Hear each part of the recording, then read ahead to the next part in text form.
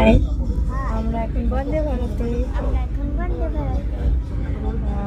প্রচণ্ড লেট, কারণ হচ্ছে এই ট্রেনটা আসার কথা ছিল দুপুর 3টে, আর কাটরা পৌঁছানোর কথা ছিল রাত্রি 11:30টায়। সেই জায়গায় ট্রেনটা ছাড়লোই 8টা মানে 8টার সময়, 8টার পরেই। আমরা পৌঁছাবো ভোরবেলা, ভোর 5টায়। জানি না এখন কতদূর কী হবে। মাতা বৈষ্ণোদেবী দর্শনে সবাই যাচ্ছে। এই যে আমি কাউকে সবাইকে দেখাতে পারবো না, কারণ সবাই অনেক দূরে দূরে আছে।